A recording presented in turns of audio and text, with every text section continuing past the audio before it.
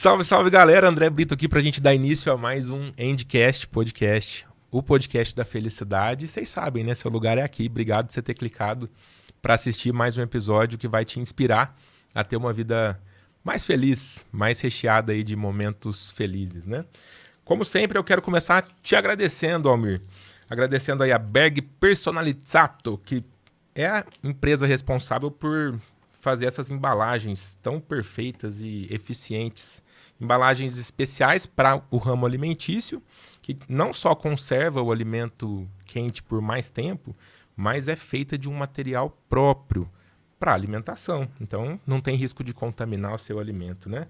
Lembrando que o Almir já teve aqui, tem um episódio só dele, contando sobre todas as funcionalidades aí dessas embalagens especiais, a vantagem, por exemplo, com relação a embalagens de isopor, que podem ser tóxicas, né, com alimentos quentes, explicando, né, todos os tipos de embalagens. Essa aqui eu acho super legal, que é aquele tipo um guardanapo que envolve o lanche, e aí tem a experiência do cliente com a marca antes de abrir o lanche, né, e depois tem a experiência depois de aberto, que o lanche não gruda naquele papel, né? Que esse aqui já é preparado para não grudar e deixar o lanche mais quentinho. Então eles pensam em tudo, viu, galera? Para você que é do ramo alimentício e precisa de embalagens personalizadas para sua empresa, chama o Almir aqui na descrição do episódio, tem todos os dados de contato do Almir, WhatsApp, telefone, endereço. Pede para ele fazer um orçamento para você e começa a entregar uma experiência diferenciada para o seu cliente com a Berg Personalizzato. Hoje, a gente está com uma pessoa super especial na minha vida, alguém que eu faço questão, né, de apresentar para vocês como um grande mestre, vocês já vão entender por quê. Está aqui hoje na mesa do Endcast o filho do seu Antônio Silvestre e da dona Lourdes, que vão assistir esse episódio de um outro andar, nos dando aqui a bênção para esse papo. O irmão da Maria Ângela e da Magali, ele que é marido da Lívia Maria e papai orgulhoso da Marcela e da Tamires. Coleciona várias experiências riquíssimas como engenheiro civil, professor, consultor de gente e gestão e pega essa, celebrante de casamentos e agora escritor. Vocês estão pensando que o Endcast é pouca coisa? É muita coisa, gente. Nós temos a honra de ter aqui no Endcast hoje meu professor e mestre, professor Marcos Silvestre. Seja muito bem-vindo ao Endcast, Marcão. Fala galera, boa noite, espero que estejam todos muito bem, obrigado André pelo convite e preparado. Que bom, a gente está muito feliz com a sua chegada aqui no Endcast, a gente ensaiou, né, um tempinho aí para dar certo esse papo. Muito legal. E você se deslocou aí de um pouco longe, né, para chegar até Franca para a gente ter esse papo. Eu estou muito feliz com a sua presença aqui, viu? Acho que quem está feliz sou eu aí pelo convite, te agradeço, é uma grande honra conhecer aí o teu trabalho e já te parabenizar, agradecendo pelo convite mais uma vez. Que isso, é uma honra. Obrigado. Ô Marcão, só para o pessoal entender por que eu tô te chamando de mestre, né? Eu pedi licença para ele para chamar de Marcão, tá? Só para vocês saberem. Mas o professor Marcos Silvestre foi o meu professor, um dos meus professores, né? Numa pós-graduação que começou presencial, né, Marcão? E aí na primeira ou segunda semana que a gente começou essa pós, a gente foi presenteado, né, com aquele catástrofe que foi a pandemia e tudo virou online, né? A gente estava transformando o ensino naquela época ao vivo, né? Foi isso mesmo, para mostrar que o mundo traz experiências não tão de gaveta, né? Não tão preparadas, às vezes são inusitadas. O mundo tem sido muito inusitado, tem nos preparado aí muitas surpresas. Eu tenho algumas para contar para você. Eu faço ideia. Aliás, eu me deliciava com as suas histórias nas aulas. Você conseguia levar muita leveza, né, para nós. A turma toda era apaixonada, né? Tinha até a figurinha do professor Marcão, né, que a gente trocava nos grupos. O pessoal ficava brincando que era o personagem daquela animação da Disney, né? Sim. Do Up, Altas Aventuras. Só que na versão super legal, né? Não, eu incorporei, não tem problema nenhum. Até ganhei um prêmio de fantasia. Você jura? O duro foi explicar para o cara do shopping que vendia as bexigas. Né? Porque eu já estava com...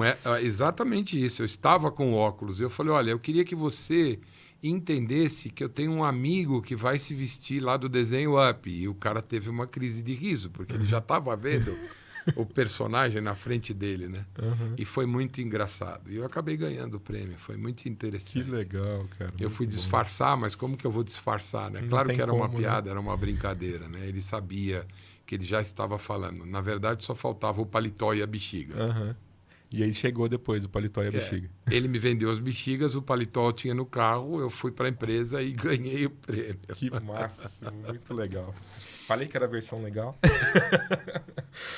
Marcão, o pessoal que entra no Endcast, né, clica aqui para assistir o episódio novo, eles já entram curiosos para saber a resposta da primeira pergunta, que já se tornou clássica aqui. Sim. Que é a pergunta, o que é felicidade para você? Então conta pra gente, o que é felicidade para você, Marcão? Felicidade para mim, ela é tão simples quanto complicada. Ela pode estar em volta da gente e a gente achar que ela está muito longe. O jeito de você subir uma escada pode representar um transtorno ou a felicidade. Essa é a minha opinião. É fazer aquilo que te faz bem. E a gente foi educado a atender primeiro tudo que está em volta. Ninguém atende ninguém se não estiver primeiro bem atendido. Eu acho que a vida conseguiu me ensinar um pouco disso. Eu posso atender muito bem as pessoas se primeiro for feliz eu. Então, o que é a felicidade? É estar bem primeiramente com você mesmo. Por um acaso, não há coincidência, eu estou num momento muito feliz da minha vida por entender essa equação. Uau. Demorou um pouquinho. Mas como eu digo, né, eu vou alcançar as tartarugas, 140 anos, então acho que tem muito tempo para eu ser feliz ainda. Eu acho que você vai bater essa meta mesmo, você dá demonstrações. Tomara. Eu torço por isso, além de achar que você vai bater essa meta. Porque... Então torça um pouco mais, porque eu quero muito. Que bom. Muito legal a sua definição. Desde uma simples subida na escada, que pode ser um momento feliz ou um momento sofrido, até a preocupação de estar bem primeiro para depois fazer bem para o outro. Eu achei belíssima essa reflexão. A gente às vezes tem a falsa impressão de que a gente tem que fazer o outro feliz, né? Mas não dá se a gente não tiver primeiro, né, Marcão?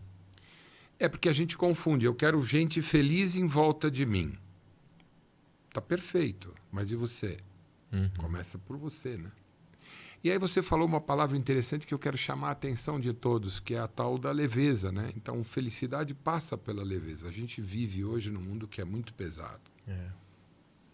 A gente precisa atender muitas coisas, precisa realizar muitos episódios. E eu costumo dizer quem está em volta de mim. Eu acho que trabalhar menos a gente nunca vai.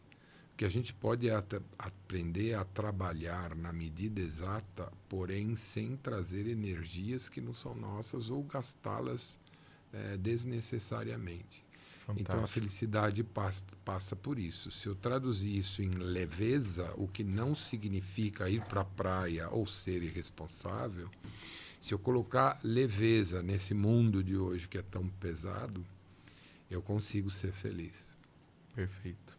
Eu comungo dessa sua opinião, acredito, né, que a gente tem que cultivar isso, né, não é algo que acontece ao acaso. A gente tende a não ver as coisas com leveza, né? A gente tende a ver o lado mais difícil primeiro, o lado mais pesado primeiro. E esse exercício de praticar a leveza tem que ser intencional, né? Sem dúvida. E André, essa semana mesmo, eu sou uma pessoa assim que tem um comportamento bem provocativo. Eu vou usando as palavras e vou provocando as pessoas. Quando você olha o seu jeito de estar com as pessoas, seja que pessoas forem, né? Pode ser do ambiente corporativo, da família, das amizades, o ambiente social. Se você tivesse que optar entre generosidade e austeridade, o que você faria? Essa era a minha provocação desta semana. E aí as pessoas querem responder, né?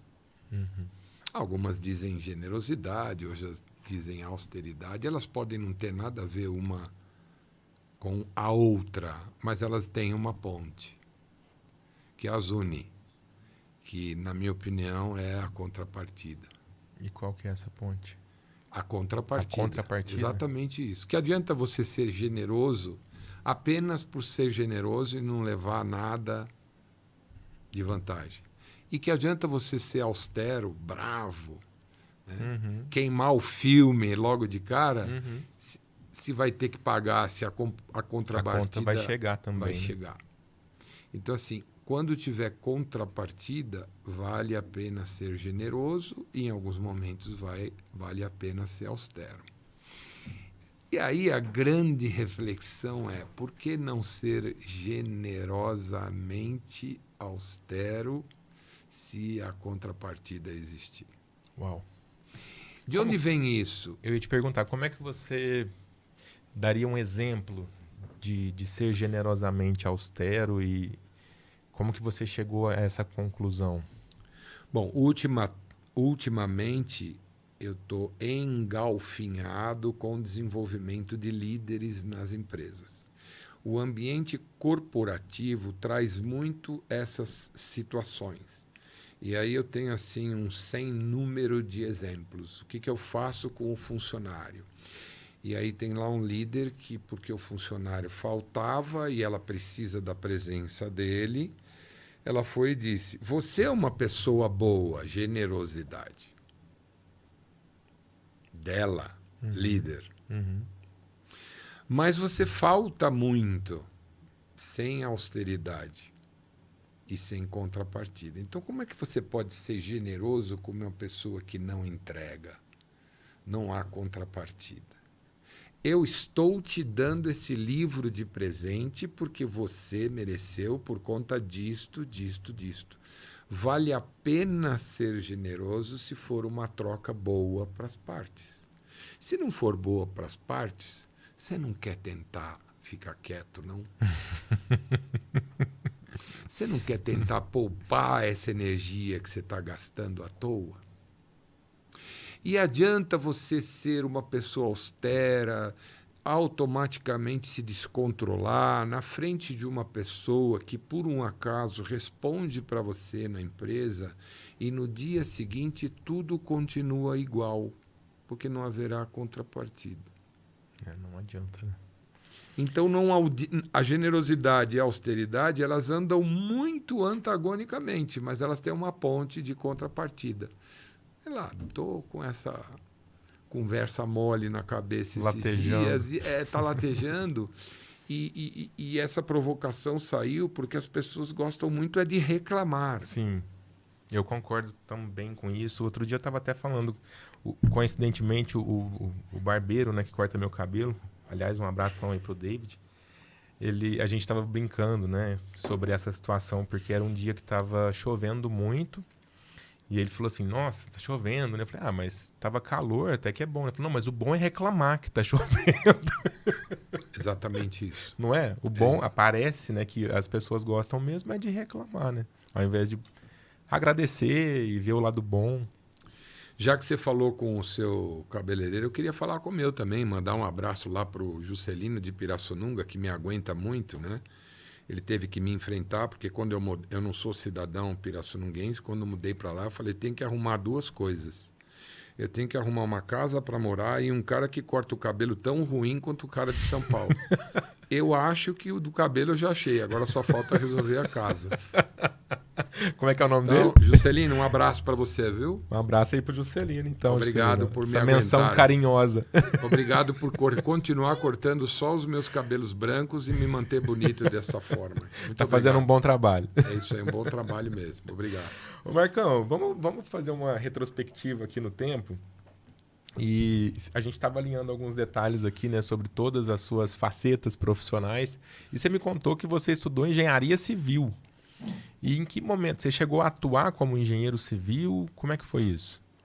5 anos. 5 anos como engenheiro.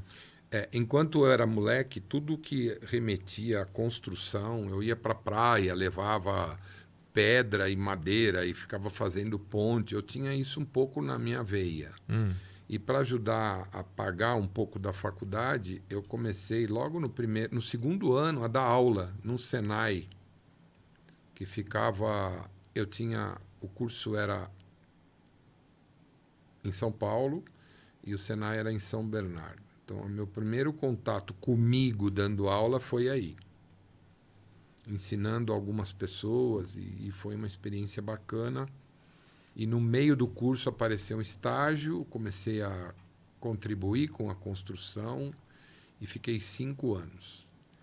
Acho que alguém me ajudou, porque eu fui conversar com os funcionários e consegui entregar uma laje mais cedo, uma semana mais cedo, e tomei uma bronca. Eu escutei uma frase que não sai da minha cabeça, nem o dedo do engenheiro no meu nariz, nem a frase que ele falou da minha cabeça. Seu engenheirinho de merda, você começou pelo lado errado. Eu não quero que converse com os meus peões, porque eles são subespécie de babuínos.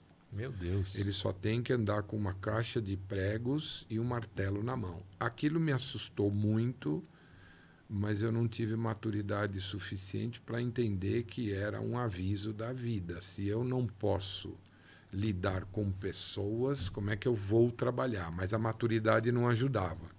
Então, pisando nesse alicerce, é que eu comecei a construir esse lado mais educacional. E depois de alguns anos ganhando maturidade, alguns anos para frente, eu nunca fiz outra coisa fora do expediente corporativo que não fosse dar aula.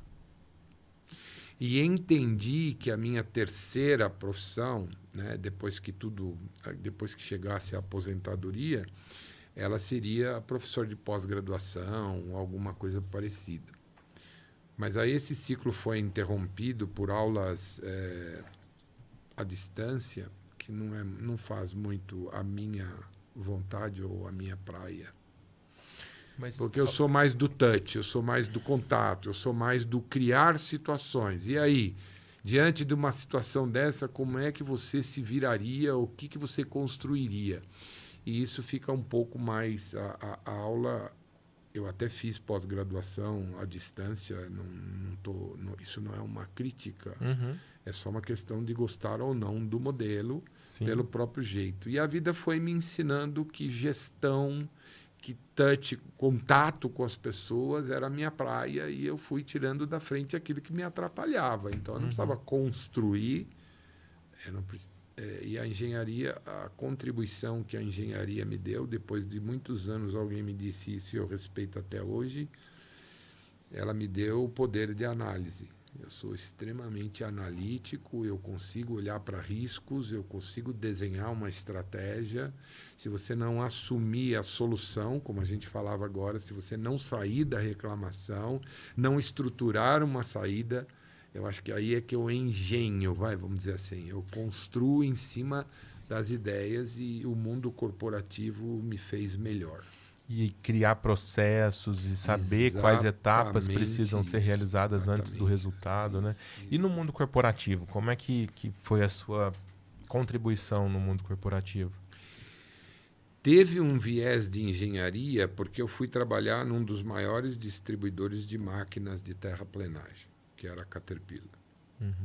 Esse distribuidor trouxe máquinas na década de 20, para você ter uma ideia. E eu participei da festa de 107 anos da companhia. Uau. E dentro dessa história, eles precisavam de um engenheiro, e o perfil era bem isso, um engenheiro civil que gostasse de trabalhar com pessoas, que gostasse de trabalhar com a área comercial, e assim desenvolvia o time de vendas, porque essas vendas de máquinas pesadas, elas são fora um pouco do padrão. Não pense em produto, pense em serviço que você entrega. Então, às vezes, levava meses para fechar um negócio. E eu gostei dessa parada. Muito consultiva, né? Isso, uma venda muito consultiva. Dessa experiência, eles me ofereceram a área de marketing. Dentro que era um marketing que a gente fala... É um marketing mais corporativo, mais institucional, dentro do revendedor Caterpillar. Entendi. E ele era um revendedor que tinha quase que metade do Brasil representado pelos seus 25 escritórios. Isso foi me colocando na área de marketing e até que eu falo que eu sou um homem de medida, comecei com metro cúbico, né? Depois eu fui para a indústria farmacêutica, que é remédio, que se mede com mg, né? Miligramas. E depois eu fui para a bebida, que é ml. Então eu sempre eu falo que eu sou uma pessoa de medidas, né? Na indústria farmacêutica, qual era o seu papel? Era trade marketing. Trade marketing. Eu desenvolvia material para que os propagandistas abordassem os médicos dependendo da época do ano. Que tem tudo a ver com uma venda consultiva, né? De novo. Que são os meus colegas, amigos de profissão. Isso. Aí, né? E pior, você não vê o desfecho disso, porque o médico é que vai prescrever. É meio que é muito subjetivo e aí precisa ser muito persuasivo e precisa ter bons produtos. E um feeling, né, de saber se vendeu ou não. Exatamente. Porque numa visita, não é uma visita onde você negocia uma máquina, um contrato de financiamento, um contrato de consórcio, um produto, né, uma TV, enfim, você sai dali com a certeza de que o cliente levou o produto ou assinou o contrato do serviço, né? Exatamente. O propagandista já não tem essa certeza, né? Exatamente. Você perde a tangibilidade. Mesmo que máquinas fosse muito pesado, muito difícil, uma venda muito complexa, você tinha um momento de tangibilidade. Você consegue conseguir fechar um negócio. Fui eu que negociei. Mas na medida em que você confia todo o seu expertise, toda a sua consultoria na mão de um médico, e esse médico pode até prescrever, e o farmacista pode mudar essa ideia, é uma coisa que ela vai se diluindo na próxima cadeia, nas próximas pessoas. Então, você nunca tem tangível aquilo que realmente você fez. Até porque o caminho, né, a viagem que essa prescrição faz do consultório do médico até se transformar de fato na caixinha do remédio é uma loucura, né? Muitas interferências. Muitas. E daí eu fui para a bebida. Eu fui cuidar do terceiro maior destilado do mundo, que resolveram chamar de uma boa ideia. Com isso eu conheci o interior. Foi aí que aconteceu o Pirassununga na sua vida. Foi aí que aconteceu o Pirassununga. E eu brinco com o pessoal que eu assumi a marketing, tirei a empresa de monoproduto para poliproduto, né? Para vários outros produtos, várias outras soluções. Lá fora, na exportação, o limão é difícil, o açúcar é difícil, mas todo mundo fala que gostaria de experimentar o caipirinho do Brasil. E aí a gente tomou a decisão, lançou um produto liofilizado, onde a gente acabava com o problema de açúcar e limão. Eu sempre tive essa cabeça disruptiva, teimosa, que fica provocando as pessoas. Foi um momento interessante, porque a gente lançou produtos diferentes em algo que se acreditava que era só o carro-chefe. Então, eu sempre acreditei que produtos líderes é que têm a obrigação de ditar novas regras de mercado. Se você olhar de uma forma geral, se as grandes marcas famosas fizeram esse movimento, foi tudo bem. Mas quando elas se acomodaram, elas foram engolidas pela concorrência. Por mais incrível que possa parecer. Eu brinco e digo que eu fazia o marketing da 51 nacional e internacional, tive o prazer de conhecer vários países e desenhar vários planos de marketing, até o dia que eles descobriram que eu mais bebia do que fazia marketing, do que vendia. E aí eu fui embora. Além de um colaborador, era um consumidor também.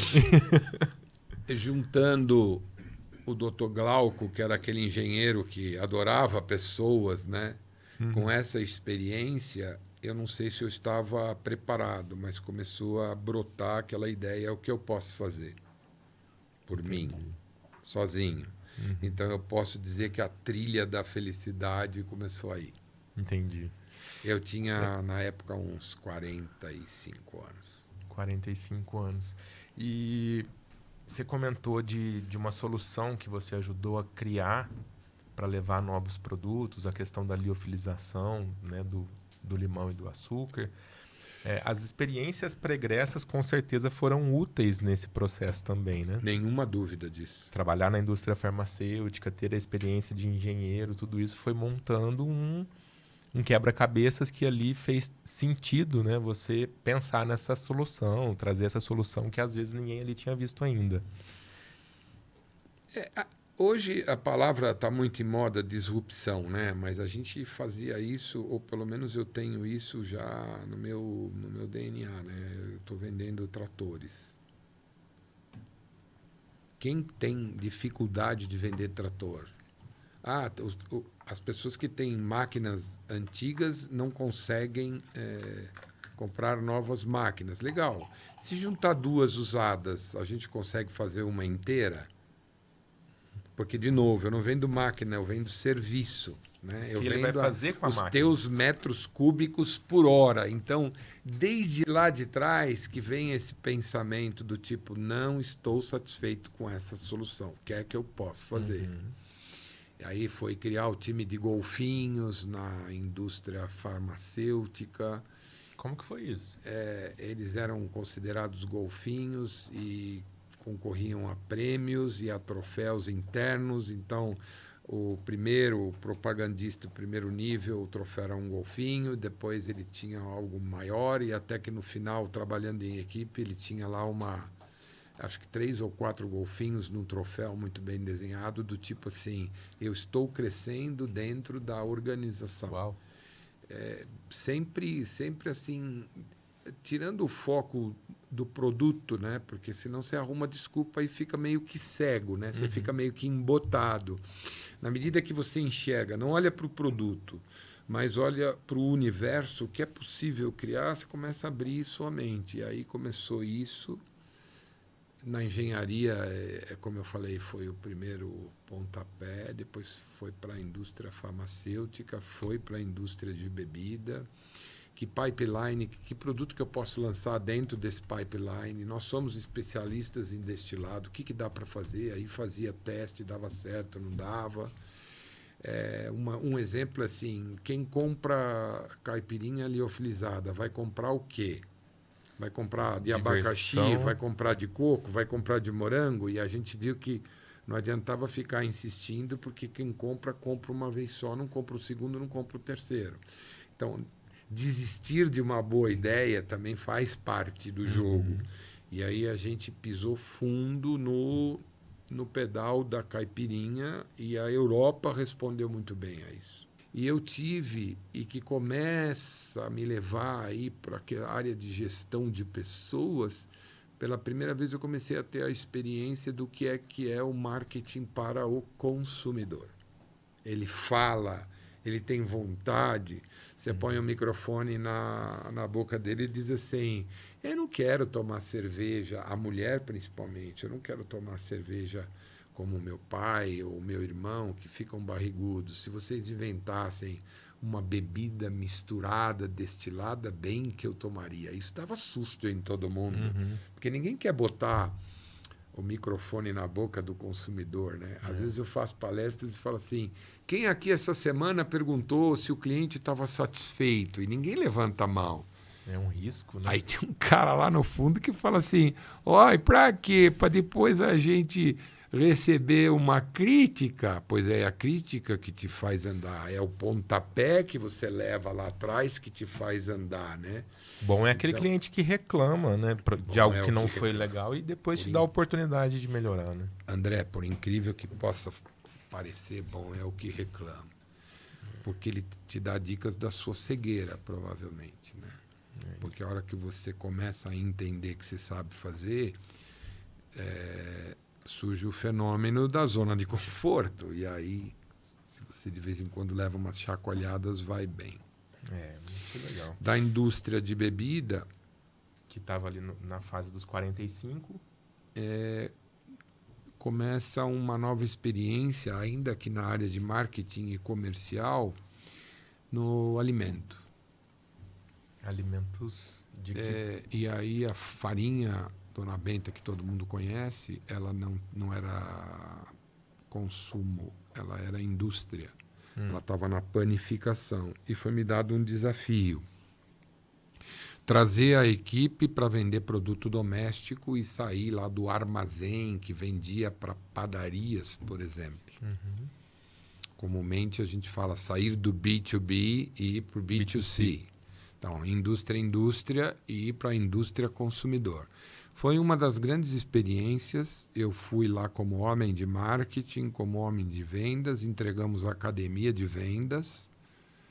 Quer dizer, um promotor de vendas aqui dentro da academia, ele pode parar aonde? Ele pode ir para o marketing, ele pode ir para vendas, ele pode ir para administração comercial. Então, a gente foi abrindo um leque muito grande. Quando eu estava entregando a academia, um novo diretor disse, pode renovar o contrato. Eu não entendi nada, porque eu estava na área de marketing, a empresa estava completa. Eu falei, mas vai para onde, né? Se eu já cuidei do que eu tinha que cuidar. Ele falou, você vai para o RH. Nossa. Eu falei, não, de jeito nenhum, você está me ofendendo. E eu fiquei tão ofendido que faz 22 anos que eu não faço outra coisa que não seja o RH, porque a grande resposta dele, eu acho que ele foi um grande líder inspirador. E visionário, né? Ele conseguiu ver algo que você não estava enxergando ainda, né? Ele disse, o que você é eu não sei, o que título que te deram eu não sei, mas para mim você é um homem de RH e o que você fez na diretoria ou para a diretoria de marketing ou diretoria comercial, eu quero que você repita esse movimento para as outras diretorias. Pronto. Nossa. Lembra que esse movimento começou lá no consumer marketing, marketing para o consumidor. E é gente, você tem que entender que horas que ele compra, o que ele compra, Por o que ele compra? prefere. 85% das compras são decididas na casa pela mulher. E a mulher vai comprar a bebida alcoólica. Então, a gente passou por todas essas dificuldades. Quando você põe o ouvido e o marketing se faz de fora para dentro, quando você tem a humildade de colocar o ouvido no mercado, você começa a aprender muito e deu no que deu, né? Fantástico. Quem hoje não tem um pacotinho lá de Dona Benta em casa, né? Que... Você não tenha nunca essa dúvida. E outra coisa que acontece hoje na minha casa, é que eu olho para a minha estante, eu tenho 2 livros lá, eu tenho 2 espécies de livro. Ou eu tenho marketing, ou eu tenho RH. Fantástico. E veja que as duas têm a ver com o ser humano, sedução, né? E comunicação total. Sem dúvida comunicação. Nenhuma. Conforme você foi desenhando a sua carreira, eu consegui enxergar isso. Você é uma pessoa que consegue se comunicar, que consegue entregar a mensagem para o outro, né, do que você espera do outro. Isso tem a ver tanto com o marketing quanto com a gestão de gente, né? Exatamente. E eu trabalho a palavra sedução exatamente isso. Prefira o meu produto enquanto eu estou olhando para o consumidor. E prefira trabalhar nessa companhia. Engaje-se tanto com o produto quanto o propósito da companhia. Ou seja, nós estamos falando de sedução mesmo. Sim, total. E de gente. E não tem como seduzir sem se comunicar. Nenhuma dúvida disso também, André. Eu acho que a comunicação ela é fundamental. E aos poucos fui colocando o meu pequeno pé, 43, eu fui colocando o meu pé no mundo de pessoas e fui gostando tanto que fui me apaixonando e fui desenhando como é possível ser feliz dentro dessa área. Tem lá os... Fantástico. Tudo tem uns tropeços, mas a gente chegou lá. Sabe que o nome do Endcast, é claro que tem aí uma brincadeira com o meu nome também, são as 3 primeiras letras do meu nome, né, André? Mas foi muito mais uma inspiração do significado da palavra end no inglês, que é uma conjunção, né? A gente pode ser uma coisa e outra, não precisa ser uma coisa ou outra. Se você, em determinado momento ali daqueles 5 anos antes do carinhoso engenheiro te falar aquela frase, Se você tivesse colocado na sua cabeça, eu sou só engenheiro, não posso ser mais nada, toda essa linda trajetória poderia ter sido desperdiçada, né, Marcão?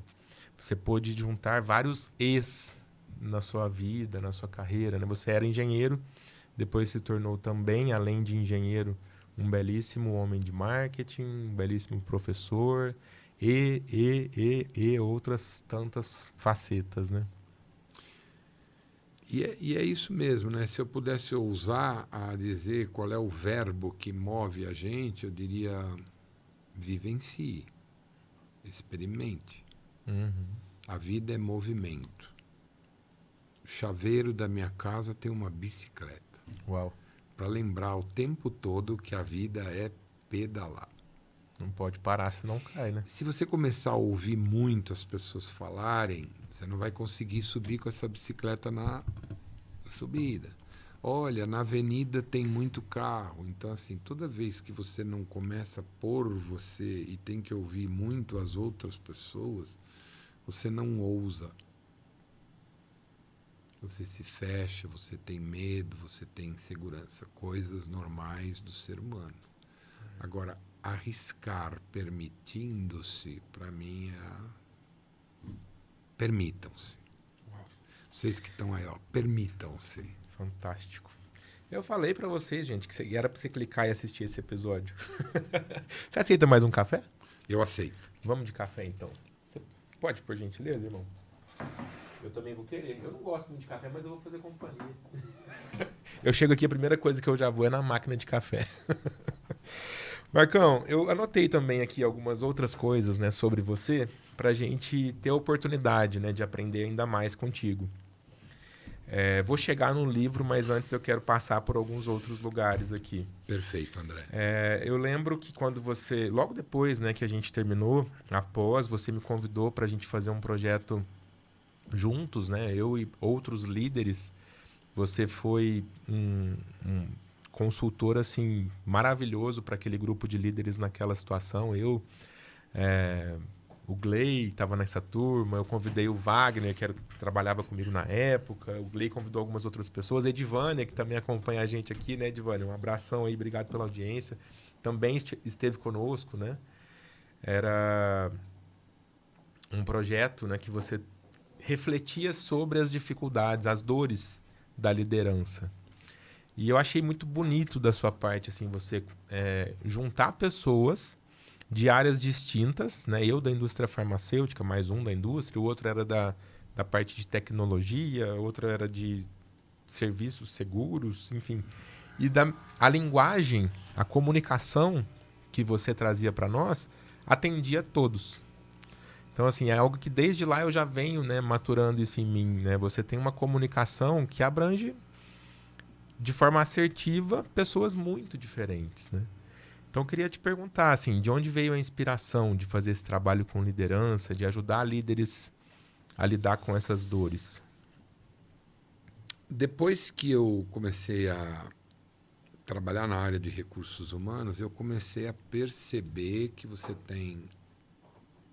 que as lideranças, elas exercem um papel importante, porque elas são o termômetro do que acontece. Não é possível cuidar de todo mundo e do propósito da companhia se você não tiver pilares que sustentam o seu negócio. Então, chama esses pilares de lideranças. Isso começou com um grande sonho meu, porque eu gosto muito de culinária, e eu comecei a desenhar na minha cabeça e na minha cozinha como que eu encontraria líderes e os provocaria através da comida, através do prato, através do tempero. Por que você cozinhou isso? É você que gosta? Você perguntou para as pessoas se elas gostam? Todo mundo aqui gosta de coentro. Você teve essa delicadeza? E fui montando e desenhando isso na minha cabeça até que eu encontrei o camarada que me deu o meu primeiro curso de liderança. Foi uma coincidência da vida. A gente se reencontrou. Eu perdi o contato com ele de novo, fui atrás dele no interior de São Paulo, Taubaté, desenhei o que eu queria e ele falou, tá na mão, vamos materializar. E na sequência, no mesmo WhatsApp dele, era uma irmã. Na sequência, acho que se passaram 2 meses, enquanto a gente estava pensando em montar, cada um estava trabalhando em outros lugares. E pelo WhatsApp dele chegou a notícia da morte dele. Ele teve uma morte súbita, um AVC e tal. E aí eu falei, meu Deus do céu, nada de cozinha. E aí que eu aprendi que os sonhos podem ser ajustados. Se não tiver que ter cozinha, não vai ter cozinha. Vai chamar a academia da gente. Sem cozinha. E aí eu comecei a olhar para os alunos e ver as dificuldades que eles tinham de discutir. Eu vou botar esses caras numa sala só e vou dizer para eles o que eu penso, que liderar é um ato de serviço. Portanto, não tem área, não tem medo, não tem insegurança se for um ato de serviço. Se for um ato de serviço, o que eu preciso? Eu preciso saber ouvir, saber discutir,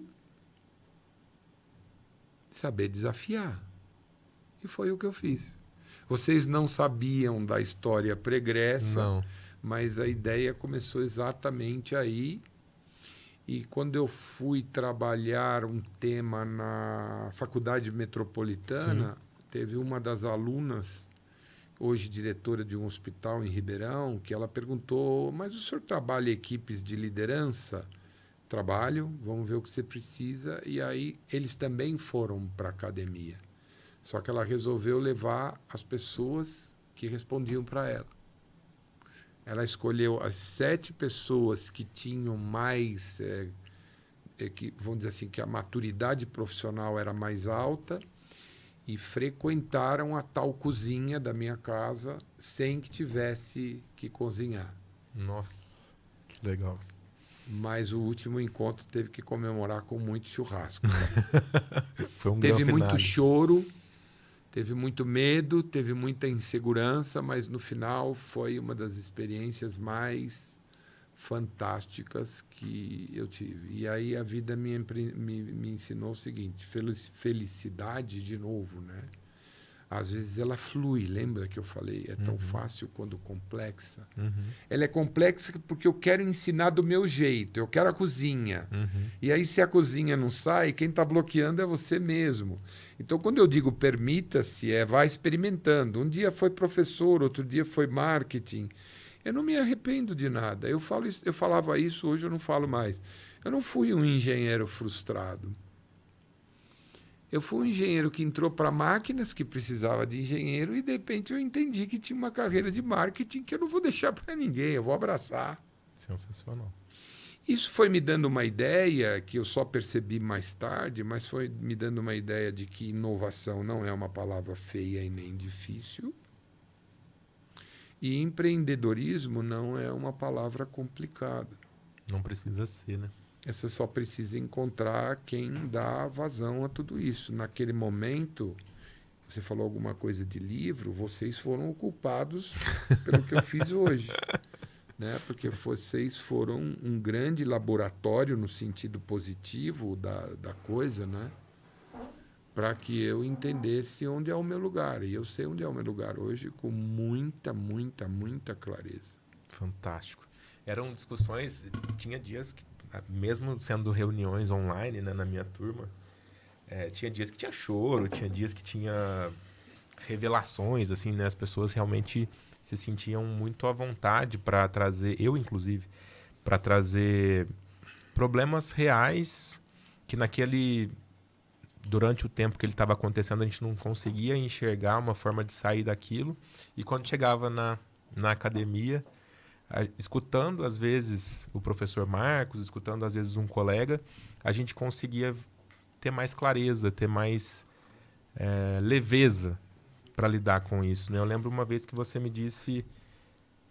me ajudou, né, a enxergar que essa função que eu e meus colegas ali desenvolviam era uma das funções que sofria pressão tanto de cima para baixo quanto de baixo para cima, mas que ao mesmo tempo também podia interferir também tanto para cima quanto para baixo, né? Sim. E isso para mim me abriu um horizonte, assim. Eu tinha uma fixação muito grande por promoção. e ali foi começando a mudar isso. Eu não preciso ser promovido para influenciar na estrutura que eu acredito que seja ideal, né? Eu posso fazer isso daqui, da onde eu tô mesmo, sem entrar na zona de conforto, claro, mas entendendo que todos na hierarquia têm a sua possibilidade de importância, né? E foi naquelas aulas que eu consegui ver isso. E a ideia desse tipo de encontro, desse tipo de aula, ou do que eu chamei de academia da gente, o próprio nome sugere isso, é que assim, aqui não tem título, não tem tempo de começar, não tem assunto para falar, é tudo livre. Uhum. Mas vai mexer mesmo com transformar medo em ousadia, transformar em segurança em potência. Por quê? Por exemplo, hoje, se eu não trabalho isso, tem um assunto muito específico chamado conversas difíceis, que eu não estou vendo as pessoas terem. Remete a menina que a pessoa faltava muito. Primeiro discurso dela: você é um cara muito bom. Isso é um traço, né? é um traço de que eu não sei transar uma conversa difícil. E uma conversa difícil é: hoje nós vamos conversar duramente. O seu desempenho não me interessa. Com clareza. Com muita clareza, com muita profundidade. Tanto que a gente discutia, né, nas conversas que quando chega a um ponto, por exemplo, do gestor tomar uma decisão de desligar uma pessoa ou mudar uma pessoa de setor, né, aquilo não pode ser uma surpresa para a pessoa. Né? A gente precisa de ter dado sinais claríssimos que isso estava prestes a acontecer. Né? Exatamente. E eu me lembro de ter tratado isso com vocês e tratado com outras turmas dentro da academia da gente, é que se você não faz, você esquece que tem o outro lado. E eu já participei dos dois lados. E quando eu ouço o outro lado, diz assim: ah, o gerente lá é um mosca morta. Tanto é que eu fiz isso, não aconteceu nada. Não falou nada. Perfeito. Um cara mais sem graça. E aí o cara que está sendo generoso lá, né, tá falando frases bonitas para encher a bola, se botasse um fone para ele ouvir, eu acho que ele desmaiaria na hora, né? Então a gente sempre esquece dos dois lados. Não faça esse trabalho e você vai ver quanto custa isso. Eu costumo dizer isso com muita veemência. O que fica por dizer, interpretado é. Você está dando direito ao outro de pensar o que ele quiser. Então, assim, o cara não gosta de gente, ou ele não liga para gente, ou ele nem entende de gente. Para ter uma ideia, eu tinha um alcoólatra na equipe há muitos anos atrás, lá no revendedor Caterpillar, e eu fiz de tudo para salvar o cara até o dia que eu escutei da minha equipe o seguinte: que legal, Marcão, para trabalhar com você precisa beber para caramba, que você está dando mais atenção para o alcoólatra do que para nós. Nossa. Então você imagina. Que pancada. Ninguém está dizendo que papel de liderança é um papel fácil, mas a gente precisa entender que existe 360 graus, que a vida não é feita de 90, que a vida não é um plano cartesiano. Não é mesmo. E essa visão que você trouxe agora, eu acho que é um grande desafio, né, para o líder entender que tão importante quanto dar atenção para aquele que demanda uma situação dessa, né, que é um alcoólatra ou alguém que tem a dificuldade que a colega que o professor citou, né, que ela começou falando que ele era uma pessoa boa. Essa pessoa precisa da atenção do líder, é óbvio isso, mas os que estão fazendo um bom trabalho também precisam. Precisam, exatamente, às vezes, um pouquinho até mais de atenção, né, para que eles continuem fazendo bem. Exatamente. E quer ver a que ponto a gente chega quando eu pergunto para os líderes, né, das diversas empresas como é que você faz a gestão de conflito, o primeiro verbo que vem é apartar. Isso me assusta muito. Uhum. Que daí... Porque conflito pode ser uma coisa extremamente positiva. Sim. E aí o que você faz? Você concede, você alivia, você aparta ou você discute e ganha com isso? São essas reflexões que a gente tem que fazer, né? Fantástico.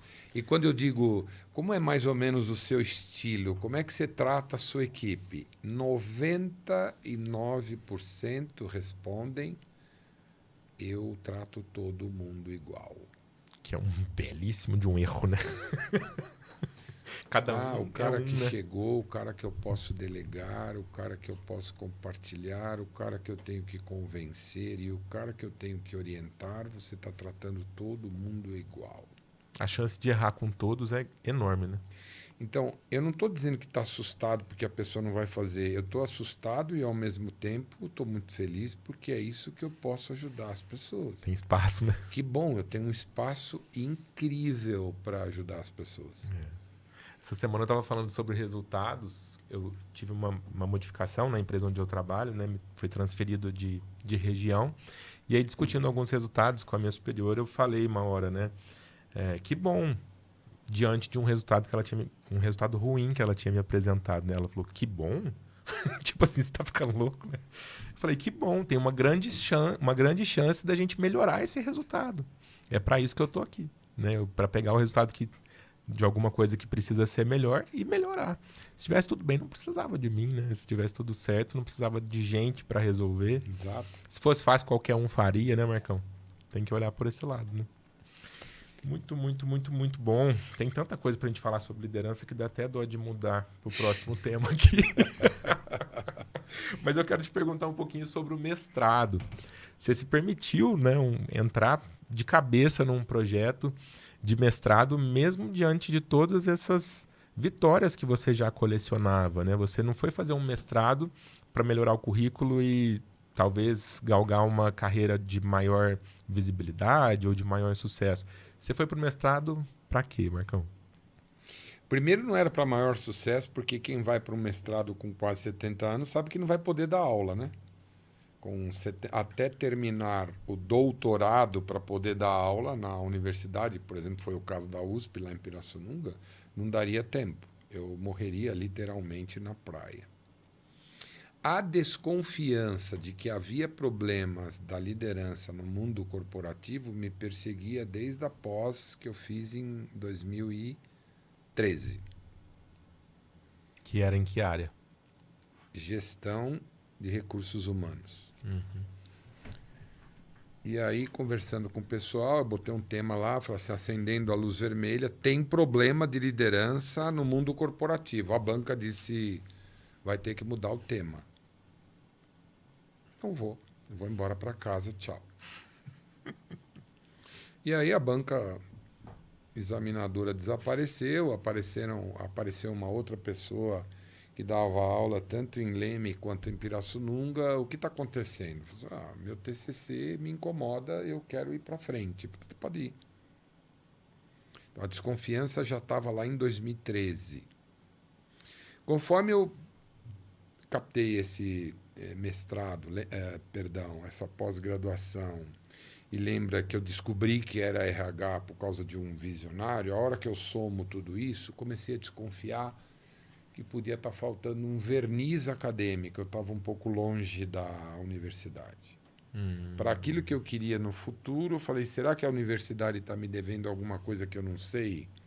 E aí eu comecei a comentar com os meus clientes e um deles me apresentou para um professor da USP e falou, esse cara aí está precisando de alguma coisa, vê o que ele tem para falar, veio a pandemia, nós nos perdemos. Passou uns meses, eu fui fazer uma compra no supermercado em Pirassununga, vi um cara de máscara, eu falei, é ele, mas eu não sei o nome dele. E ficou uma conversa de louco. Era o senhor, não sei o quê. Bom, resumo da ópera, vamos fazer a pós-graduação durante a pandemia, online. E fiz. Ela se chamava Inovação e Empreendedorismo na Indústria Animal, pouco importa. Lá vou eu para a indústria animal, entender o que está acontecendo, internet das coisas, e aí eu descubro, na aula, uma das poucas aulas presenciais, que eu era um empreendedor e não sabia quando disseram que carreira que eu tive até aqui. Eu falei, tá bom, eu vou embora. Eu acho que produtividade muda se as lideranças aprenderem competências comportamentais. E que daí? estavam sendo sinalizadas pelo Fórum Econômico Mundial desde 2015.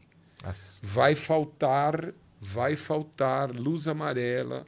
Lá em 2030, nós não vamos ter competências suficientes. Já em 2020, nós temos profissões que a gente não sabe como preencher, porque são nomes completamente diferentes. Algumas profissões com efeitos ou com efeitos cognitivos, né, repetitivos, vão ser engolidos pela inteligência artificial, engolidos no bom sentido, que veio para dar mais velocidade. Tem alguém que pensa mais rápido que eu, portanto, eu sou um estrategista. Não preciso gastar tempo mais com gastar isso. tempo com isso. E aí foi ficando muito bom entender isso. Eu comecei a lancei a pesquisa para líderes comerciais, precisava ser área comercial, precisava ter subordinado vendedor. E aí veio o resultado da pesquisa. E eu vou te dar algumas dicas. Pensamento crítico, soluções complexas, e inteligência emocional foram as competências das 10 que eu escolhi, que veio lá do fórum, foram as competências mais apontadas. E aí eu já levantei 2 por susto, que é pensamento crítico. As lideranças não usam pensamento crítico. Elas entendem que não precisa de resolver soluções complexas, por exemplo. E a que mais foi positivamente apontada foi a inteligência emocional. E aí eu tenho uma dúvida. Porque eu sei o que é ou porque é moda dizer que eu sei? Porque o que põe de pé a inteligência emocional são 12 estações. São grandes pilares, 4 grandes pilares que viram linguagem de engenheiro, né? É. 4 grandes pilares que viram 12 estações para serem visitadas. Será que a gente conhece as 12? Ah, não sei. Acho que não. Acho que não também. Mas se a gente conhecer a primeira, já está bem. Sabe qual é a primeira? Não, qual que é? Autoconhecimento. Quanto eu me conheço? E é difícil pra caramba a gente se conhecer, né? É isso. É difícil a gente conseguir enxergar dentro da gente mesmo e haja terapia, né, Duda? Então, se eu não tenho autoconhecimento, se eu não conheço quais são as minhas reações, como é que eu administro as reações do outro? Alguém perguntou por que você está de cara feia há 2 dias e a resposta foi: meu filho está internado? A gente não faz essas perguntas. A gente esquece que a gente passa as mesmas coisas que os outros. E que no fundo todo mundo é ser humano, né? Seja alguém que está respondendo para você ou alguém para quem você responde, todos são humanos, né? E a gente precisa lembrar que isso tudo sai da gente. Quando as minhas filhas eram pequenas, eu cheguei em Pirassununga no meio do ano, as minhas filhas na escola eram verdadeiros ETs e elas sofreram aquilo que a gente gosta de chamar de bullying. E a única saída depois que eu descobri, porque a professora não tinha nenhuma habilidade com os ETs que vinham de meio de ano, ela não sabia fazer a introdução dessas pessoas e acabou virando uma grande amiga nossa por conversa. A única coisa que me fez reagir foi que a hora que eu tive que trazer uma família para trabalhar comigo em Pirassununga, o pai, eu chamei a minha filha e falei: agora faça com a Bruna exatamente o que não fizeram com você. Por favor, eu te peço isso. É isso. Onde que começa o preconceito e a diferença? No café da manhã da sua casa, meu filho. Sem dúvida. É lá que começa. Você viu aquela amiga gorda? Aquela sua amiga gordinha. Pronto, é em casa. Tá é no café da manhã. Eu não tenho nenhuma dúvida disso. Agora, você vai juntando tudo isso, o líder não é capaz de dizer: André, hoje nós vamos ter uma conversa difícil, o que você fez eu não gosto, o que você fez é muito ruim, senta no meu lugar, e se acontecesse com você, o que você faria? Trocar de lugar. Quanto mais você souber fazer perguntas, mais você lidera a situação. Na mesa de ping-pong, menos você se defende e mais você ataca. E aí nós estamos falando no bom sentido. Ataca para ganhar o jogo. Ataca para escolher as suas conquistas, escolher as suas vitórias, escolher as suas batalhas. Não dá para ganhar todas as batalhas. E a primeira frase que eu disse agora, na semana passada, perdão, hoje é sexta, Hoje é. terça-feira, em Ribeirão Preto. A palestra se chamava Pagão da Liderança. E as distorções que a gente comete estavam na primeira frase do meu slide. Ninguém é líder porque foi um operacional sênior muito bem trabalhado. O operacional cuida de tarefas, o líder cuida de gente. Tem alguns... Gente que tem dor de barriga, gente que tem TPM, gente que dorme mal. sofre, gente que dorme mal. Sabe o que aconteceu? A pandemia me ensinou muito. Alguns alunos acabavam me ligando. Professor, o cara aí, o dono da seguradora, disse que eu preciso demitir muitas pessoas porque ele não quer mexer na receita dele. Aí a minha resposta foi... Ele sabe que tem uma pessoa que trabalha para ele, que botou uma tábua em cima de um bujão de gás e um notebook em cima do fogão para trabalhar, porque não sabia que não podia mais trabalhar no escritório. A gente olhou para essas pessoas.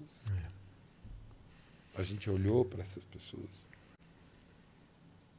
A empresa onde minha filha trabalhava pediu para ela passar um orçamento de quanto custava a internet, uma cadeira e uma mesa. Quem está errado? Nós conversamos com empresas que cuidam de desempenho na pandemia, com softwares de desempenho. E aí conseguimos uma boa empresa na Colômbia. E ela falou, não dá para trabalhar com líderes no Brasil. Eu falei, por quê? Porque eles querem que coloque um relógio. Meu Deus. Eles querem saber a hora que o subordinado faz xixi e cocô se eles estão trabalhando. E ou quanto não. tempo ele está demorando para isso, né? É disso que nós estamos falando. A gente teve muitas conversas até sobre isso na minha fase ali da academia da gente, que a louça não se lava sozinha, o filho não faz a tarefa de casa da mesma forma como ele poderia fazer com a presença do pai Sim. e da mãe. Existem tarefas humanas além da tarefa profissional que durante esse período a gente começou a enxergar que existiam, né? E no final das contas, se saiu melhor aquele líder que começou a enxergar melhor as pessoas, que começou a entender Sem que dúvida. tinha que respeitar essa dualidade, né? E as pessoas mais sensíveis, elas te ajudam. Por exemplo, a banca lá no mestrado, eu falei, esqueci de falar que não é o mestrado normal, ele é o mestrado profissional, né? Então, Qual que é a diferença? eu não tenho pesquisadores, eu não tenho estagiários, eu não tenho alunos que vão fazer pesquisa. Eu lanço essa pesquisa e eu vou trabalhar com ela. São temas mais de administração. Eu não estou gerando, embora a indústria animal, eu não estou gerando experiências dentro de laboratórios, como é o mestrado Convencional, podemos chamar assim? convencional, tradicional. Tanto o mestrado profissional quanto o mestrado, o doutorado, eles precisam de gente do mundo executivo para somar no mundo acadêmico. É isso. Então, aquilo que eu entendi que era um verniz que me ajudou, também ajudou a universidade a entender como é que funciona a cabeça de um executivo que durante toda a vida contribuiu com a sua experiência. Quando eu falava de sensibilidade, eu me lembro que uma das pessoas da banca questionou no título, e eu dou graças a Deus a isso, e agradeço muito à professora Duda, porque ela me falou, o senhor está falando em competências humanas, porque a gente é desumano. Então ela estava dizendo o seguinte, são competências comportamentais. Vamos fazer uma demissão mais humanizada. Por quê? A nossa é animalizada. Então, eu entendo que esses termos que a gente inventa são para disfarçar o quê? O quê? Alguém me disse ontem, eu posso te ligar porque eu tenho que fazer uma demissão, estou um pouco insegura e queria fazer uma demissão humanizada.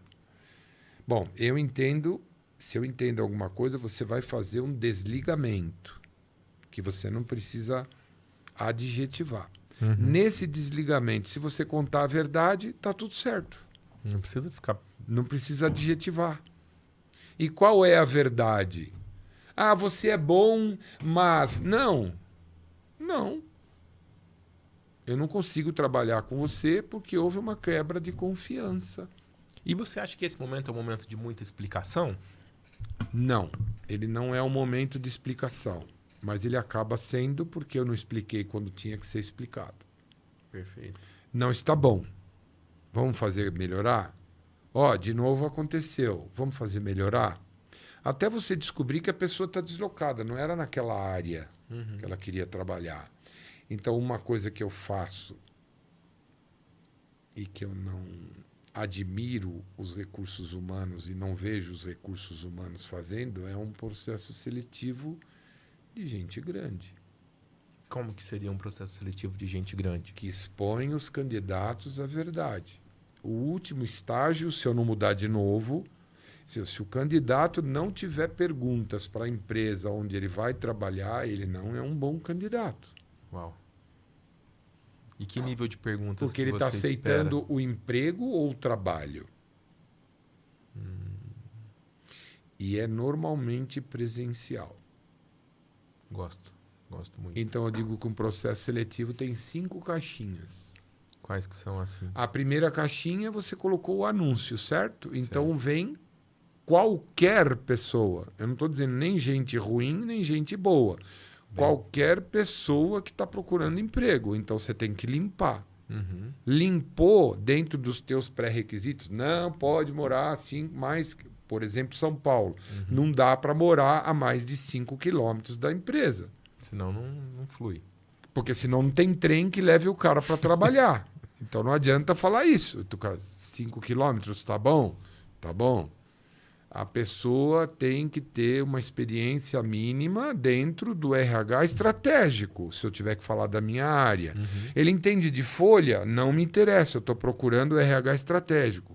É ruim o RH que cuida de folha? Não, é um departamento de pessoal que cuida do dinheiro. Quantas pessoas, folha de pagamento, 13º, benefício. Férias, benefício. Isso é gente, foco dinheiro. E eu quero gente, foco gente. Tá legal. Separou, foi para a segunda caixinha. Aí começa o papo de caras e bocas. Né? Conversa com o camarada. E aí, quando ele fala que ele gosta dessa ideia, o corpo dele inteirinho está dizendo que ele não gosta.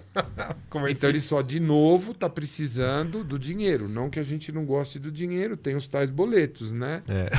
Eles sempre chegam. Mas não é o que a gente precisa. Senão, nas pequenas e médias empresas, principalmente no interior, eu vejo lá o proprietário desesperado para adequar a empresa à pessoa.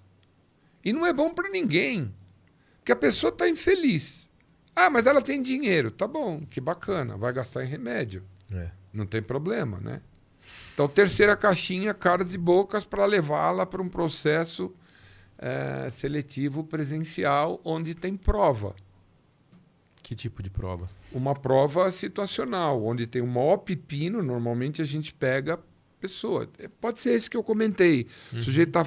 O sujeito é um estoquista e está faltando.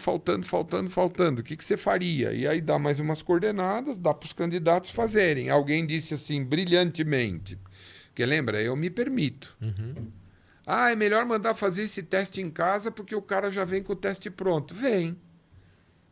Foram 2 sessões. O ChatGPT trabalhou brilhantemente. A pessoa falou quadradinho. Com todas as palavras perfeitamente escritas. E teve um candidato que eu falei, você pode me dar o endereço do ChatGPT? Porque eu gostei dele, eu vou contratar ele.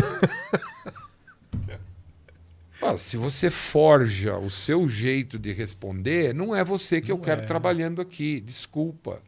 Se fosse para contratar o ChatGPT, você já teria contratado. Isso não tem absolutamente nada de preconceito. Lembra da frasezinha horrorosamente válida até hoje? Gente certa no lugar certo. Não, se você não bate com o propósito da empresa... Não vai ser bom para ninguém. Não vai ser bom para ninguém. Então, eu estou na 4ª caixinha no presencial.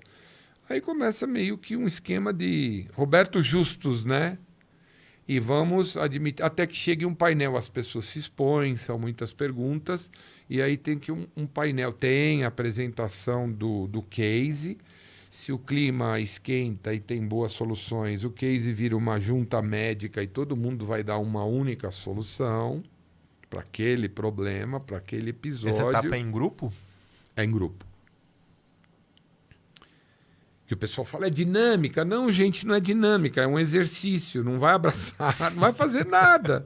Vai fazer o exercício. Vai ter uma junta médica para resolver esse problema. Só que a junta médica são os candidatos.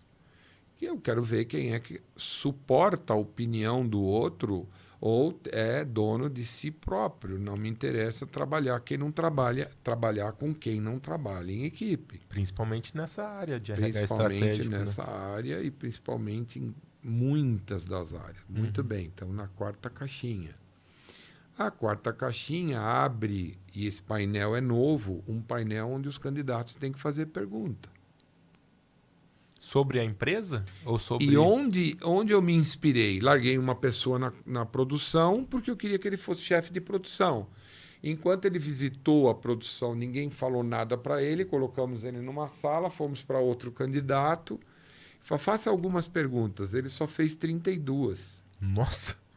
32 perguntas? Quando ele entrou na sala, 23 anos de idade, ele olhou para o diretor de produção e falou, não quero fazer nenhuma pergunta da empresa antes de fazer para você. Por que você está aqui? O que está bom para você? O que está ruim? Já são 3 aí. Está lá trabalhando.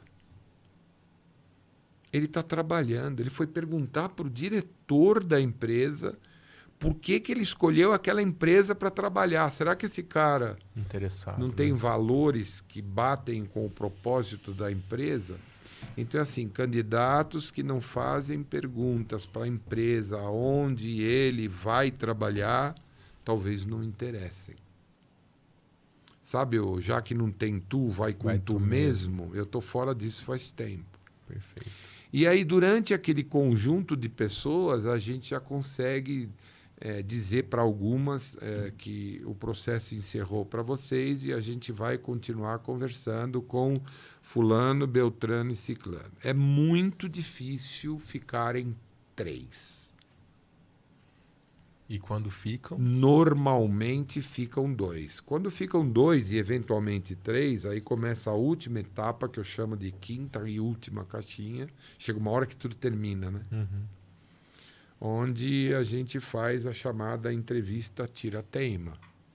Entrevista tira-teima. Que é uma entrevista por competência. Ao invés de você perguntar se anda de avião, é evidente que o cara vai dizer que sim, ele precisa trabalhar. Então, assim, qual foi a última viagem de avião, a pior que você já fez e a melhor? O que ele tem que fazer? Ele vai ter que dizer o que efetivamente ele fez e aí você vai sentir a verdade. Eles estão muito próximos, tanto é que eles são finalistas. As diferenças são muito sutis e muitas das vezes eu ouço do dono da vaga, que está junto com a gente fazendo. Não tem essa história, o RH contrata. Não, você vai comer o sal junto com o cara que você ajudou a montar o perfil. E aí, muitas das vezes, eles olham e falam assim, caraca, eu não sei qual deles eu vou contratar. Pronto, aí você fez um bom processo seletivo. Perfeito. Porque tinham Porque você tem 2 finalistas. Finalistas estão aptos a... Começou lá na frente, quando disse, você está aprovado para ir no processo seletivo. Ele já é um candidato. Na primeira caixinha não tem nada, na segunda caixinha tem um suposto candidato, a terceira caixinha tem candidatos porque eles vão para o processo. Aí no 4ª caixinha eles provam que são finalistas, supostos finalistas, para virar finalista. Uau. Viu como é fácil fazer processo seletivo? Simples. É só chamar a inteligência artificial que ela faz no instante. Né? Né? E aí é onde as pessoas confundem. Recrutamento não tem absolutamente nada a ver com seleção. Na seleção, a pessoa precisa ser exposta e contar as suas experiências. Por isso que tem que caminhar juntos, né? Recrutamento e seleção. Né? Você sabe fazer folha de pagamento? Alguém aqui vai duvidar que a pessoa vai dizer sim? Ninguém, né? Tá bom. Qual foi a última vez que você fez uma folha de pagamento? E a pessoa solta... Qual foi o grande erro que você cometeu numa folha de pagamento? Deixa a pessoa falar. Como você resolveu? Não fez. Vai ter que contar a vivência. Perfeito. Isso é um papel do líder. E aí a gente volta para as tais soft skills lá que inteligência artificial não substitui, né? Não, ela pode te ajudar, mas ela não vai substituir. Perfeito. A inteligência artificial, ela serve para te ajudar a pesquisar com a velocidade que você não tem. Mas quem manda é você. Fantástico. É o veículo e quem dirige é você. Isso. É isso. Para onde você quer ir, a inteligência te faz chegar mais rápido do que você. Mas é você que tem que dizer que você vai sair da Anhanguera, vai pegar a Bandeirantes, depois você vai. É você que tem que dizer. Fantástico. Se é você que tem que dizer, talvez ela sirva para recrutamento. Uhum. Mas eu não sei se ela serve, minha opinião, né? Para seleção, que são assuntos completamente diferentes. Apesar de serem complementares, né? Isso. Muito, muito bom. E o mestrado, então, feito, entregue. Ao prestar atenção nisso, eu prestei atenção no empreendedorismo, ele só me fez fortalecer que o que eu tenho que fazer e que faz parte da minha felicidade, voltando lá no começo, é trabalhar com líderes, que são os pilares do negócio e que precisam gerar resultados. Não sei se na pandemia, não sei se na tsunami, não sei se debaixo de um temporal, não sei se numa ventania de 140 metros. Ele não pode levar a insegurança que a equipe já tem, ele não pode levar mais medos do que a equipe já tem. Então, ele é um agente transformador. E é isso que eu gosto de trabalhar. E por isso você resolveu escrever também sobre liderança, né? Aí, cara, é isso aí mesmo. A gente chegou até aqui, né, especialmente no podcast, para lançar, né, para divulgar o lançamento que você fez recentemente, né, Marcão, sobre o livro Liderança na Era Digital. E aqui a gente entende, né, depois de tantas experiências que você compartilhou, que você de fato sabe o que você está falando, né? Porque você lidou com tudo isso que você contou aqui, lidou com alguém que comparava os peões a primatas, lidou com processos e transformação de processos dentro de empresas que são referência, né, naquilo que fazem.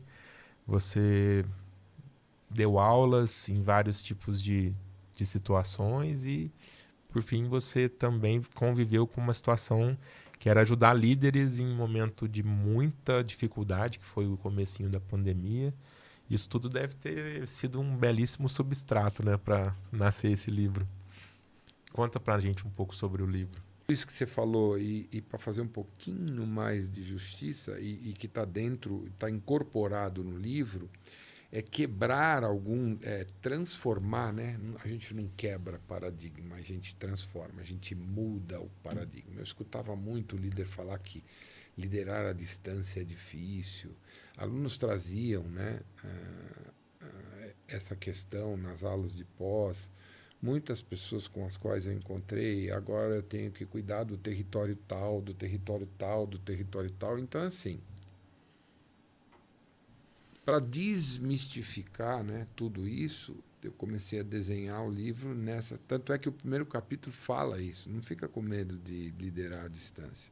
Porque tem um monte de gente que está liderando do lado e está fazendo... Não está enxergando nada. Não está enxergando nada.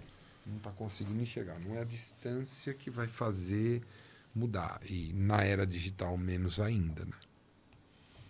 Agora, uma das ferramentas é a própria incerta. Eu apareço. E o que a gente faz? A gente marca horário, a gente quer tudo certinho. No dia que a gente não está presente, como é que é? Então, o que é estar presente? Para ser tudo forjado, tudo bonitinho, tudo enfeitadinho, não é liderar à distância ou liderar na presença. Então, o livro traz... Qual é o cuidado que eu tomei? Eu acho que ele precisa... O livro precisa dizer o seguinte: vamos tratar do assunto liderança à distância, mas nós vamos dar... Como é que faz isso? Comece a fazer este exercício. Pratique tal exercício. Veja se dá certo. Muito focado em práticas, então. É prática. Então, assim, eu tenho uma vontade de chamar ele de manual. E a linguagem? A linguagem ela não é uma linguagem rebuscada, super acadêmica, não tem que formar.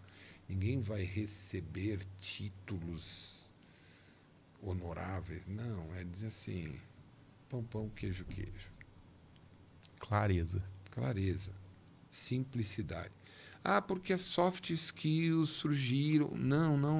Eu não vou mitificar as expressões. Sabe o que significa pensamento crítico? Você é dono da solução. Mas não faça a solução porque você não é o super-homem. Estou com um problema. Quem gostaria de participar da solução? O que vocês fariam no meu lugar? Então é bem isso. É você encomendar o que é que você tem que botar de ingrediente, porque senão é mais um livro para você ler. Eu não quero que seja mais um livro para ler. Eu quero que as pessoas peguem a caneta e comecem a trabalhar. Baseados no que se inspiraram ali para fazer. Isso. E ele fala muito em pergunta aberta. O líder com a sua equipe, ele faz perguntas abertas diante de situações difíceis ou de situações fáceis. Quem conta leões, né? Quem mata um leão por dia, acaba se apaixonando pelo leão. Fica gostoso gostar do leão. Legal, hein? Se você traduzir que leão quer dizer problema, tem gente que adora colecionar problema. Agora, não colecione problema. Dê graças a Deus quando você tiver um problema, porque a solução resolve. E aí, aquilo que eu falei no começo, começa uma reclamação. Você trouxe isso, o que você faria no meu lugar? Deixa a pessoa falar, pessoa aberta. Que legal que você tem essa percepção. Nosso software está atrasado. Por que ele está atrasado? Como que você Não é sim, não. Como que você resolveria esse atraso? E aí o que eu vejo? Você quer comprar um novo software? Quero. A resposta é sim, não. Você sabe o que é um novo software? Não. Então a conversa ela vai ficando curta e ela não sai do lugar. Ou seja, ela não sai da reclamação. Por que você está enxergando que a área precisa de um novo software? Aí a pessoa faz aquela cara e fala assim, eu não pensei nisso. Tá bom, então dá uma marcha ré, fecha a porta, vai entender melhor o problema, depois você volta. entra. Me diz assim, o que ofende a produtividade? O risco. Então me conta o risco. Se eu não mudar esse software, nós não vamos mais conseguir entregar o relatório no prazo desejado. Puxa, que legal, você está indo bem, estou gostando, continua. Então, vamos trocar? Não sei. Não entregar o resultado, se não entregar o relatório no prazo, acarreta em que resultado? O que pode ser prejudicado por isso? É o prejuízo. Prejuízo é de quem? É seu, da gerência, da área, da diretoria ou a empresa vai fechar? Poxa, estamos evoluindo, que legal, que visão você tem. Agora, qual é a solução? Aí então, começam estou falando que o software xícara atende. Tem orçamento? Poxa, não pensei nisso. Mas eu estou pagando você para você pensar. Volta lá e pensa. Abre a porta, dá marcha ré, vai lá e pensa. Então é assim, Por que você está com medo de passar na brasa? Quer ver como é que passa? Eu vou passar. Olha para mim. Viu como eu passei? A pessoa sentiu que ia passar na brasa. Eu consigo enxergar isso. A pessoa não sentiu. Não. Vai lá passar na brasa. Depois volta, né? Puxa, eu passei na brasa e queimei o dedão. Então, porque você não levantou o dedão, mas você não passa. Uhum. Tínhamos um líder chamado Bruno Cobra. Bruno Cobra. Ele treinou só o Ayrton Senna. Você está freando antes, você está saindo depois, diminui a frenagem, aumenta a distância, seu tempo está atrasado, sem nunca ter dirigido um carro de Fórmula 1. Esse cara é líder ou não é líder? Fantástico. Esse é o problema. Você não deixa o outro experimentar. Por quê? Eu não preciso ir lá fazer para ele. Liderança não é cargo. Esse é o problema. O dia que a gente entender isso, a gente vai ficar bem. Por isso que eu chamo de apagão da liderança. Não tem. Não tem. Até faço uma brincadeira. É fácil olhar na rua quem é líder. Se ele tiver uma marca de pé no traseiro, ele é líder. Por quê? Porque a gente ouve assim: ah, o fulano foi embora da empresa, vai lá e assume você. Olha, eu tô achando que você é mais velho na área, vai lá e assume você. E no dia seguinte? Ah, eu tô sendo líder, só que eu não sei o que é ser líder. Uhum. E aí? Essas coisas que a gente está fazendo não bem feitas, elas estão cada vez mais custando mais caro. Inclusive, do ponto de vista de saúde em geral, eu ia falar saúde mental, mas não só saúde mental, né? Saúde em geral, né? As pessoas estão abraçando algumas... E aí entra isso. Esses dias eu estou conversando com um líder que trabalha com maus tratos, que trabalha com adolescentes, e que os coordenadores que respondem para ele estão afetados de saúde mental. Tá, mas e qual é a solução? Não, mas é que essas pessoas já chegam e aí não tem o serviço público. Espera aí, nós não podemos resolver tudo. A gente tem que resolver aquilo que nos compete. Já que eles estão suscetíveis à saúde mental, quando termina a semana, você junta eles e conversa como foi a sua semana. Ah, eu tive um paciente que surtou. Eu tive um paciente que atirou a cadeira em cima da minha testa. E a hora que você avaliar quem está tendo mais ou menos problema, resolva. Vá passar um final de semana. Não quero saber de nada. Não quero te ver durante o final de semana. Você sabe. A pessoa está alterada, precisa de um descanso. Então, assim... escolha as batalhas, distribua medalhas, bônus. Aí a pessoa fala assim, tem que trabalhar um ano inteiro, não vejo a hora, é 1,5 salário, 3 salários e meio, isso não é bônus. O bônus pode ser diário, pode ser semanal, o bônus não precisa necessariamente ser dinheiro. Estou entendendo que o André resolve a melhor situação que o Paulo. O Paulo está mais cansado, o Paulo vai para a praia. Eu estou dando 2 dias para ir para a praia. E o André segura essa onda para mim. O que você acha que vai acontecer como contrapartida? Você vai ter um time. A gratidão de um que pôde descansar, a valorização do outro que sabia Exatamente. que podia assumir a bronca, né? E lembra que a academia começava, não sei se você vai lembrar, somos um bando, um grupo ou um time?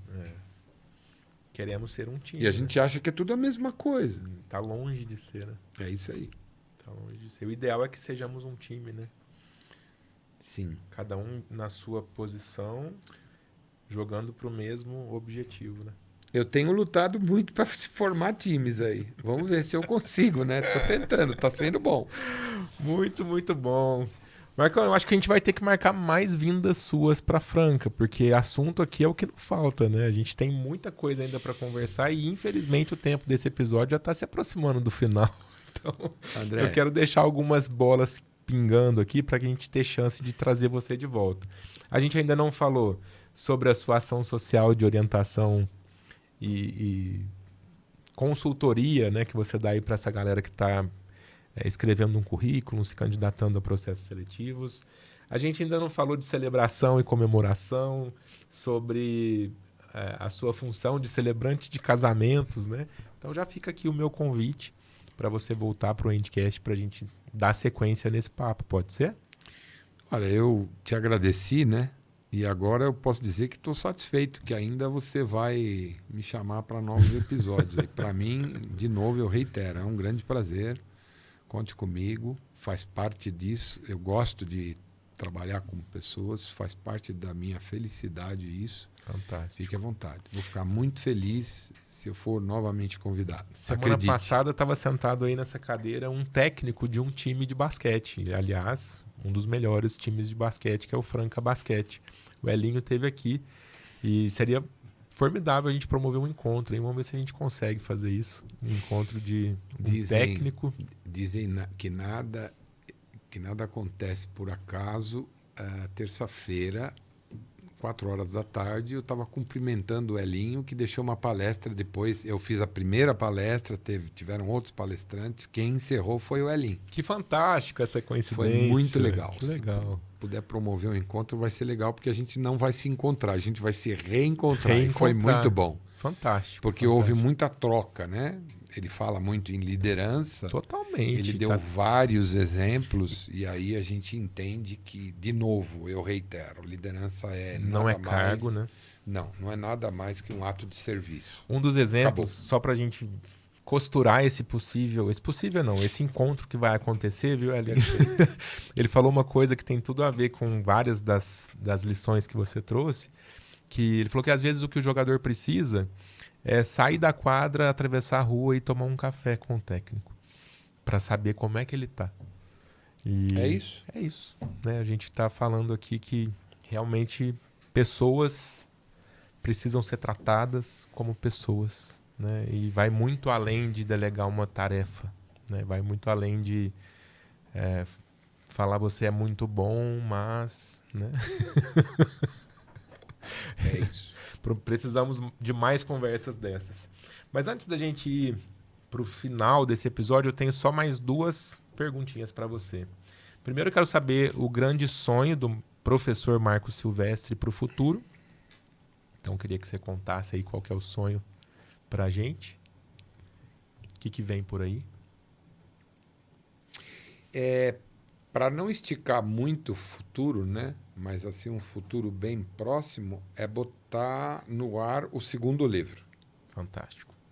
Então, eu já entendi que é uma melhoria do primeiro. Isso eu aprendi com o pai da administração, que eu tive o prazer de conhecer pessoalmente, que foi o Peter Drucker. Uau!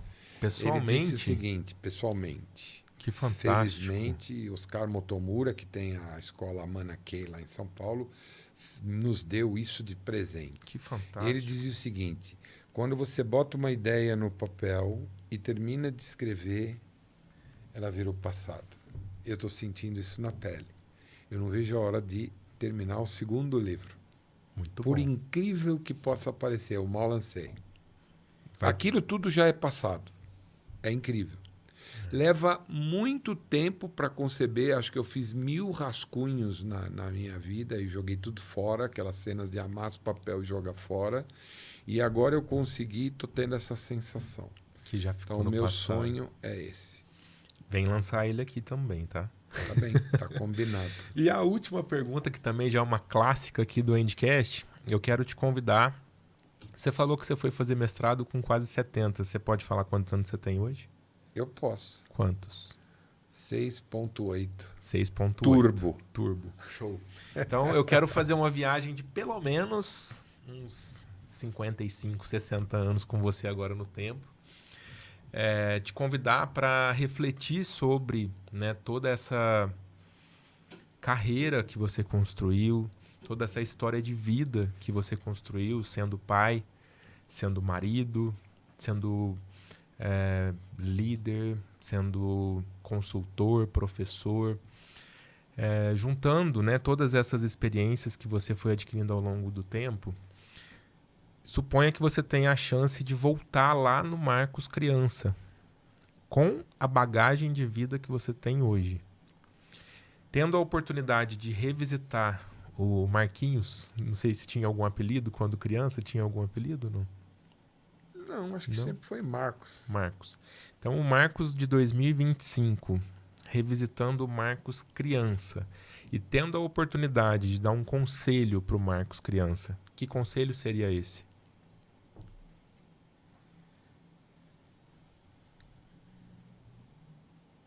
Não atrase tanto o início do seu trabalho. Eu acho que eu começaria a trabalhar mais cedo ainda. Uau. Trabalho, então, é Eu acho que sim. Eu acho que sim. fantástico. O começo foi assim, meu pai era um italiano muito bravo e ele falava assim, filho meu só estuda ou só trabalha, porque ele tinha muito medo que a gente não estudasse, mas mesmo assim eu andei fazendo alguns trabalhos de madrugada, entregando guloseimas para um amigo nosso. A gente saía numa Kombi lá no centro velho, no centro antigo de São Paulo, naqueles lugares que ficavam abertos de madrugada, entregando chiclete e tal, e eu fazia isso escondido porque ele era muito bravo. E mesmo assim, E mesmo assim eu acho que eu começaria mais cedo. Eu acho que o trabalho ele precisa começar muito cedo, porque ele é fantástico. muito enriquecedor. Ele faz a gente se tornar o ser humano que a gente precisa ser. Eu não mudaria nada. Eu só mudaria a régua do tempo. Foi com 16, eu acho que teria que ser 17. Eu acho que teria que começar mais cedo ainda. Antes disso. Eu acho. É exatamente o que eu imagino. Então ele Eu ouviu estaria mais maduro ainda. e tomara que muitos Marcos por aí também escutem esse conselho, né? É isso. Esse é o grande conselho que eu tenho para vocês mesmo. Acho que o trabalho é que lapida essa grande pedra bruta que a gente é. Fantástico. Porque desconhece o diamante. Fantástico. Quanto tempo de episódio nós temos aí? Vixe, nem sei. Acho que quase 2 horas, talvez. Você falou uma só, pô. Você me Pô, enrolou? então, Já acabou? tá quase acabando. 2 horas, mas tem. Acho que quase um recorde. Acho que o recorde, né? De episódio de Endcast, acho que é o recorde. É. Verdade, o seu que foi o recorde. O seu, a gente fez um pouquinho mais de 2, né? A gente fez um episódio com o Lineker aqui também, contando a história dele. Marcão, Legal. professor Marcos, muito obrigado. Né, posso ter a honra agora de falar amigo, né? Muito obrigado também. Quero que você volte mesmo. O Endcast está de portas abertas. Eu desejo sucesso pro Liderança na Era Digital e para os próximos que virão também. Porque eu já sei que depois que você lançar o segundo, ele também vai virar passado, né? E vai querer vir o próximo. Então, sucesso para você. Que você continue inspirando muitos líderes por aí. E só tenho que te agradecer. Muito obrigado mesmo por ter vindo aqui, viu? Não, primeiro que essas oportunidades nós é que aproveitamos. Quem tem que agradecer somos nós. Quem aprende somos nós. Eu saio daqui aprendendo muita coisa. Agradeço pelo espaço que vocês abriram. E um recado, assim, cuide melhor de você. Fantástico. Esse é o recado que eu deixo. Fantástico. E é isso, galera. Para vocês que acompanharam esse episódio até aqui, e se porventura ficou alguma dúvida, alguma curiosidade de algo que eu ainda não tenha perguntado, né, para o professor Marcos, e quiser perguntar lá no Instagram, posso passar aqueles 2 perfis? Claro. Então segue lá, ó, @star de estrela em inglês, STAR, com CON de consultoria, Sim. Star com RH, é um dos perfis do professor Marcos. E o outro é o @Marcos Silvestre Celebrante. Tudo junto. @Marcos Silvestre Celebrante. Se você vai casar e quer uma voz dessa e uma mente dessa celebrando o seu casamento, né? Entra lá no @Marcos Silvestre Celebrante, pode ser? Sim, claro. Eu fiquei aqui super curioso pra gente conversar mais sobre esse assunto. Vamos fazer um episódio só disso.